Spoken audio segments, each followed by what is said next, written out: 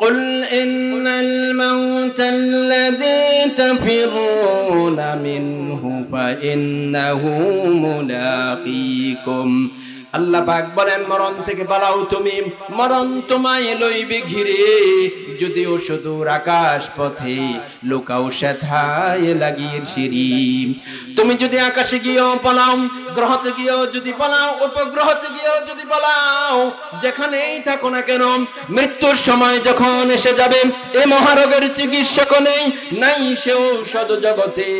খুঁজিয়া কাতর হইলে কি হবে, পারিবে না তারে ফিরাতে। মৃত্যুর সময় যখন এসে যাবে, ঠিক সময় তার মওত হয়ে যাবে। আল্লাহ রাব্বুল আলামিন বলেন, কুল লাউ কুনতুম ফি বুয়ুতিকুম লাবারাজাল্লাযীনা কুতিবা আলাইহিমুল কতলু ইলা মাদাজিহিম। আল্লাহ পাক বলেন, নবী তুমি বলে দাও, শোনায়ে দাও, যাদের ভাগ্যে নিহত হওয়া আছে, তারা যদি প্রকোষ্ঠের ভিতরেও থাকে, তারা যদি তাদের বিছানায়ও থাকে, মৃত্যু এসে সেখানেই হাজির হয়ে যাবে, ওখানেই তার মওত হয়ে যাবে। ঠিক কিনা বলেন? এক সেকেন্ডের নেই ভরসা, মরণ ঘাড়ের পরে বিপুল সম্পদ গড়েছ জড় বুক বিলাসের তোড়ে। বুলবুল পাখির ন্যায় এসেছিল সে, বেঁধেছিল বাসা বড়ই মমতায়, সময় হলে সে বেরিয়ে চলিবে, যেতে হবে সেথায়, নিয়তি যেথায়।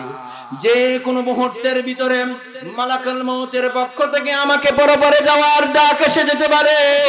আমার ভাইয়েরা, এ পর্যায়ে মনে পড়ে গেল ইবনে মাজাহ শরীফের একটি বর্ণনা, মুসলিম শরীফের ভিতরে বর্ণনার ডাটা এসেছে। এক এক কিতাবের ভিতরে বর্ণনার একটু তারতম্য রয়েছে। মায়ের পেটের ভিতরে যখন কোন সন্তান মাত্র 50 দিন হয়ে যায়, আল্লাহ রাব্বুল আলামিন ফেরেশতাকে অর্ডার করে বলেন, উকতুব আরবা। যে সন্তান মায়ের পেটে আসলো মাত্র কেবল 50 দিন, তার জন্য 4টা জিনিস এখনই তুমি নির্ধারণ করে দাও। তার জন্য এখনই তুমি 4টা জিনিস চূড়ান্ত করে দাও, কনফার্ম করে দাও। নাম্বার 1, উকতুব আমালাহু। পৃথিবীতে আসার পরে সে কি আমল করবে, ভালো করবে না মন্দ করবে, সেটা এখনই তার জন্য চূড়ান্ত করে দাও। নাম্বার 2, উকতুব রিজকাহু। সে পৃথিবীতে যাওয়ার পরে কি পরিমাণ রিজিক ভক্ষণ করবে। রিজিক শুধু দিনার দিরহাম টাকা পয়সা এতটুকু না, রিজিকের সর্বনিম্ন স্তর রয়েছে, রিজিকের উত্তমতম স্তর রয়েছে, সর্বোচ্চ স্তর রয়েছে, পরিপূর্ণ স্তর রয়েছে। রিজিকের স্তর 4টা। কয়টা? রিজিকের স্তর 4টা। আবার বলুন কয়টা? সর্বনিম্ন স্তর হচ্ছে দিনার দিরহাম টাকা পয়সা, এগুলো হচ্ছে সর্বনিম্ন স্তর রিজিকের। সর্বোচ্চ উচ্চ স্তর হচ্ছে মানসিক শারীরিক সুস্থতা। আল্লাহু আকবার বলেন। উত্তম স্তর হচ্ছে প্রশান্তি, স্ত্রী মানসিক প্রশান্তি দেয় ওই ধরনের স্ত্রী আর নেক সন্তান। আল্লাহু আকবার বলেন। আর রিজিকের পরিপূর্ণ স্তর হচ্ছে আল্লাহ পাকের সন্তুষ্টি। আল্লাহু আকবার বলেন। কতটুকু রিজিক ভক্ষণ করবে সে পৃথিবীতে আসার পরে, এটা 2 নম্বরে তার জন্য এখনই তুমি লিখে দাও। নাম্বার 3, সাঈদু ওয়া শাকিয়ুন। এই ব্যক্তিটা কি হতভাগা হবে না দুর্ভাগা হবে, এটা তার জন্য এখনই তুমি চূড়ান্ত করে দাও। নাম্বার 4, ওয়াক্তুব আজালাহু। ও তো মায়ের পেট হয়ে কেবল মাত্র 50 দিন হইল, আবার কখন পৃথিবী থেকে কবর জগতে চলে যাবে, রিটার্ন ব্যাগের তারিখটা এখনই তুমি তার জন্য চূড়ান্ত করে দাও। আল্লাহু আকবার বলেন। যে কোরআন সুন্নাহর লোক, কোরআন নারায়ে তাকবীর। আমার বন্ধুগণ, রিজিকের 4 নাম্বার তাকে বলা হইবে যে ওয়াক্তুব আজালাহু। সে তো মায়ের পেট হয়ে পৃথিবীতে যাবে কখন। ওয়াক্তুব আজালাহু, রিটার্ন ব্যাগের তারিখটা এখনই তার জন্য তুমি চূড়ান্ত করে দাও, কনফার্ম করে দাও। আমার ভাইয়েরা, পৃথিবীতে যত মানুষ এসেছে, আসার আগেই তার যাওয়ার তারিখটা নির্ধারণ হয়ে যায়। ঠিক কিনা বলেন? ওই কাফেররা বলতো ওয়াকালু মা হিয়া ইল্লা হায়াতুনাদ দুনিয়া নামুতু ওয়া নাহয়া ওয়া মা ইউহলিকুনা ইল্লা আদ-দাহরু। ওই কাফেররা বলতো আমরা মরে যাব, মাটির সঙ্গে মিশে যাবে, মাটির সঙ্গে মিশে যাব, তারপরে আমাদেরকে পুনরুজ্জীবিত কে করবে? আল্লাহ রাব্বুল আলামিন বলেন অবশ্যই তোমাদেরকে আবার পুনরুজ্জীবিত করা হবে। তোমরা তাকায় দেখো আকাশের দিকে, জমিনের দিকে। আল্লাহুল্লাযী রাফা'আস সামাওয়াতি বিগাইরি আমাদিন তারাউনাহা সুম্মা ইসতাওয়া আলাল আরশ। আল্লাহু আকবার বলেন। সে আল্লাহ রাব্বুল আলামিন যিনি দৃশ্যমান স্তম্ভ ছাড়া বিশাল আকাশটাকে তৈরি করে রেখেছেন, বিশাল জমিনটাকে যে রব্বে কারীম তৈরি করে রেখেছেন। আল্লাহ পাক বলেন আকাশ এবং জমিনের ভিতরে নিদর্শনাদি বলে অনেক কিছু রেখে দিয়েছি। ওয়া কাআইয়িম মিন আয়াতিন ফিস সামাওয়াতি ওয়াল আরদি ইয়ামুররুনা আলাইহা ওয়া হুম আনহা মুরিদুন। আসমান জমিনে বহু নিদর্শন রেখে দিয়েছি, যেগুলো তারা অতিক্রম করে যায়, সেই সম্পর্কে কিন্তু মোটেও চিন্তাই করে না যে পৃথিবীতে আসলাম কোত্থেকে। ছিলাম আলমে আরওয়াহের মধ্যে, চলে আসলাম আলমে আসবাবের মধ্যে, বস্তু জগতে চলে আসলাম, এখান থেকে আবার চলে যাব পরলোকে আলমে বারজাখে। কোথায় ছিলাম, কোথায় আছি, আবার কোথায় চলে যাব?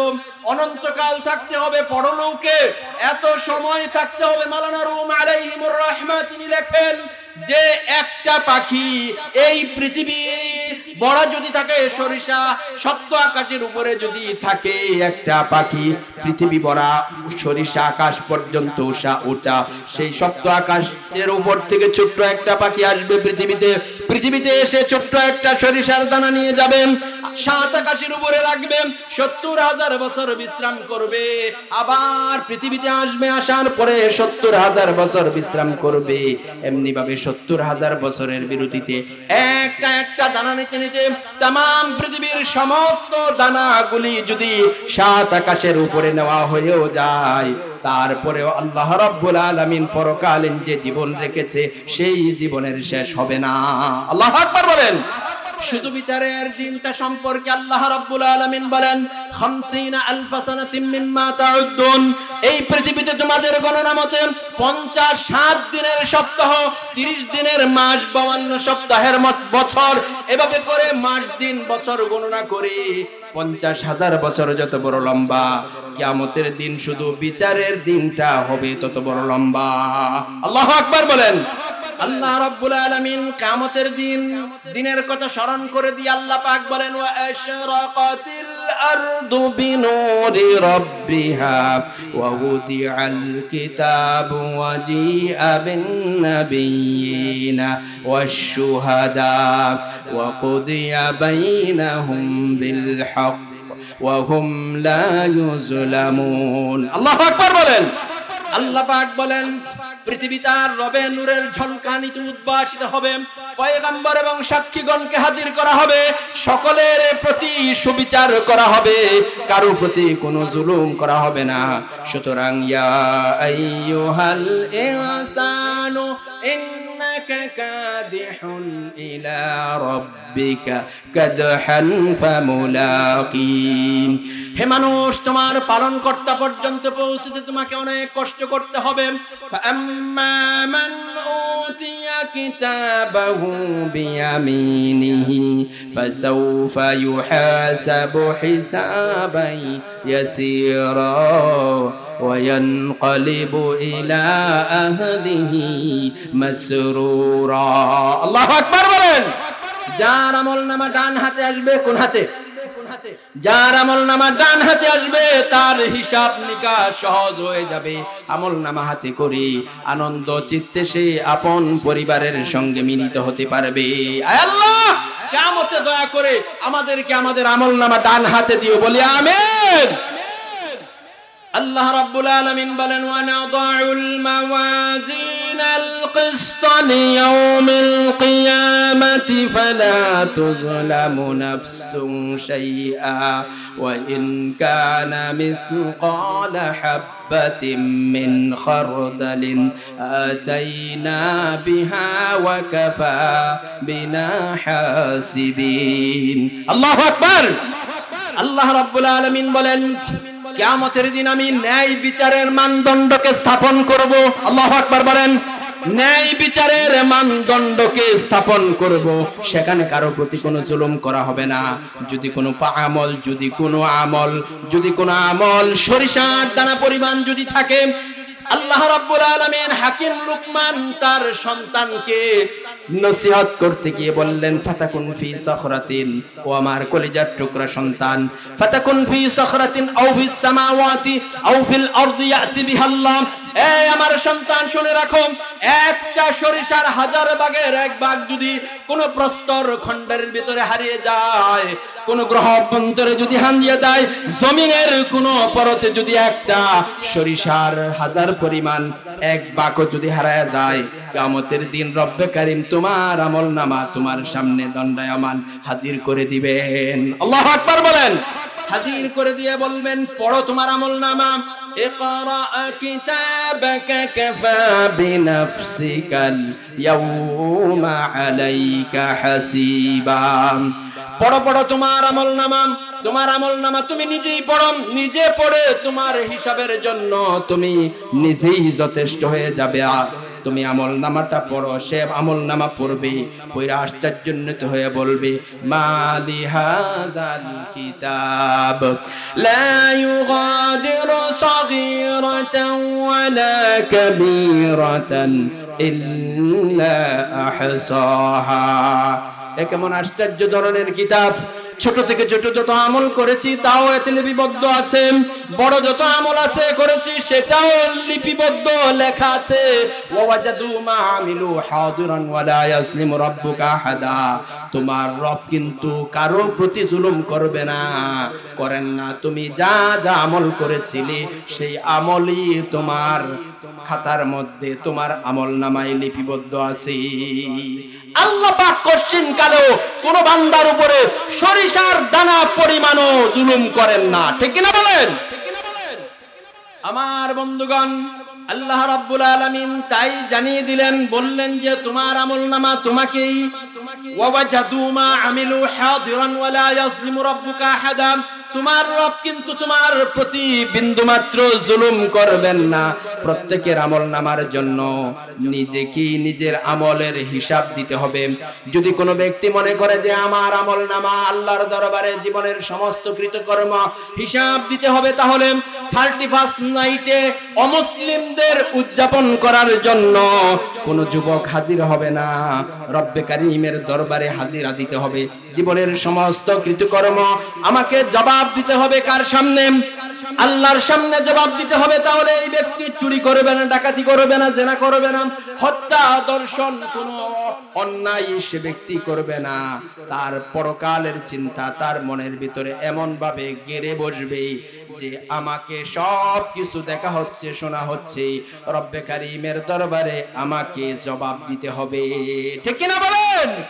আল্লাহ রাব্বুল আলামিন বলেন, ফাআম্মা মান উতিয়া কিতাবাহু বিয়ামিনিহি ফাসাউফা ইউহাসাবু হিসাবান ইয়াসীরা ওয়া ইয়ানকালিবু ইলা আহলিহি মাসরুরা।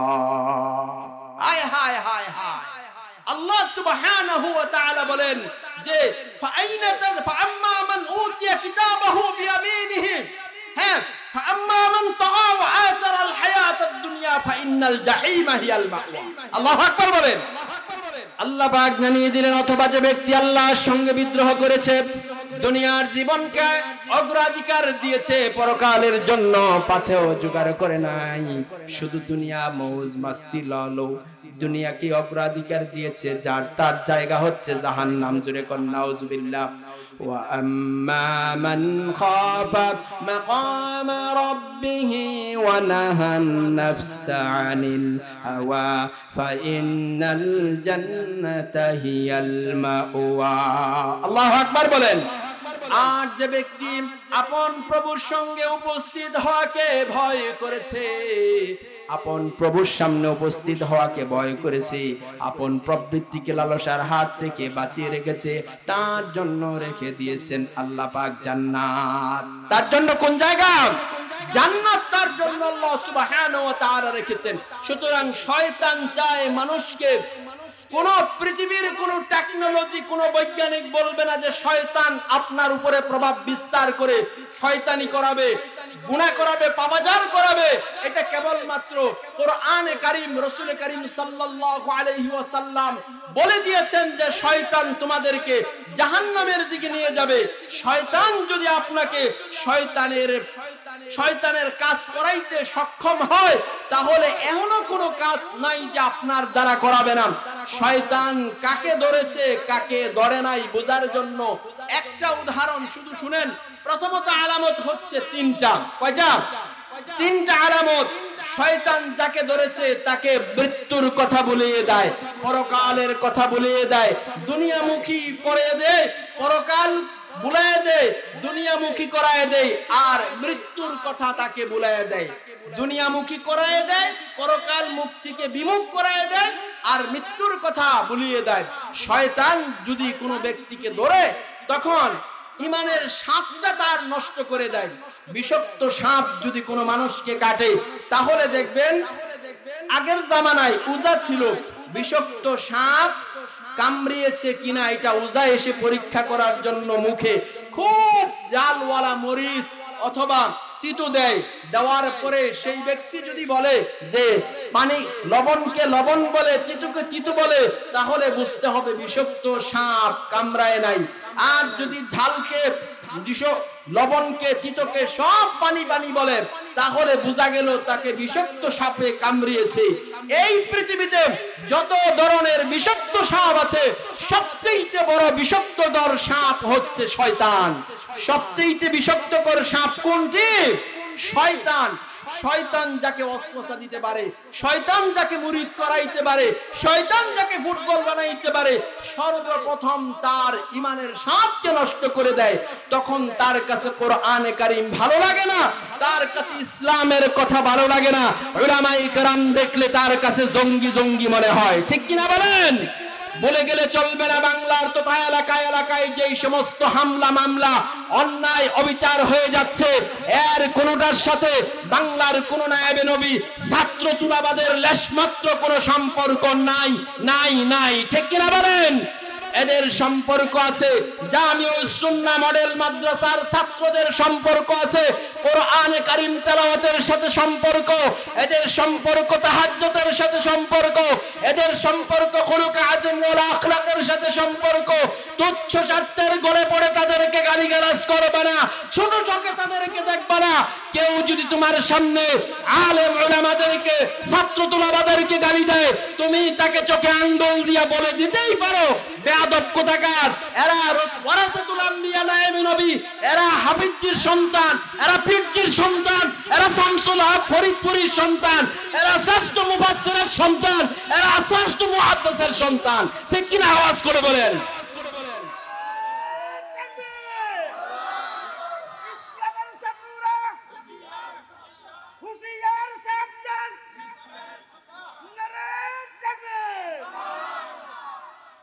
আমার বন্ধুগণ, উলামায়ে কেরামরাই হচ্ছে জাতির শ্রেষ্ঠ সন্তান। যেহেতু উলামায়ে কেরামরার মাধ্যমে, এদের মাধ্যমে কিয়ামত পর্যন্ত আল্লাহ সুবহানাহু ওয়া তাআলা দ্বীনকে টিকায় রাখবেন।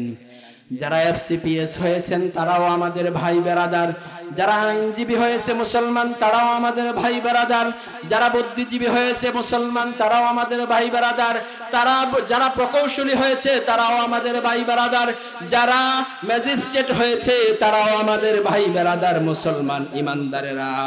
কিন্তু ওই সমস্ত মানুষের কাছে একজন মানুষ এফসিপিএস এফআরসিএস তাকে যদি আপনি বলেন যে ওকালতি করেন, তাহলে কিন্তু পারবে না। ঠিক তেমনি ভাবে উলামায়ে কেরামের কাছে আছে ইলম। কোন জিনিস আছে? এলেম আছে, দুনিয়ার এলেম আর জাগতিক এলেমের মধ্যে কিন্তু আকাশ পরিমাণ, আকাশ জমিন পরিমাণ ব্যবধান রয়েছে। বলা হয় যে রবি ঠাকুর নাকি স্কুল পালাতো। আপনারা জানেন কথাটা খুব প্রসিদ্ধ। রবি ঠাকুর নাকি স্কুল পালাতেন, কাজী নজরুল ইসলাম বেশি পড়তেই পারেন নাই, লালন শিক্ষা কি জিনিস বুঝলই না। তাদের জীবনী গবেষণা করে মানুষ আজ পিএইচডি করতেছে। তাই তো স্যার আইজাক নিউটনের সে কথাটি খুব আক্ষেপের সাথে বলতে হয়, জ্ঞান সমুদ্রের বেলাভূমিতে দাঁড়িয়ে সামান্য বালকোনা নিয়ে নাড়াচাড়া করলাম, অথই সমুদ্রের কিছুই দেখিতে পারলাম না। শেখ সাদী রহমাতুল্লাহি আলাইহি তিনি বলেছেন, মালুম সুদ কেহিছি মালুম না সুদ। সারা জীবন গবেষণা করে চিন্তা ভাবনা করে এটাই বুঝিলাম যে কিছুই বুঝিলাম না।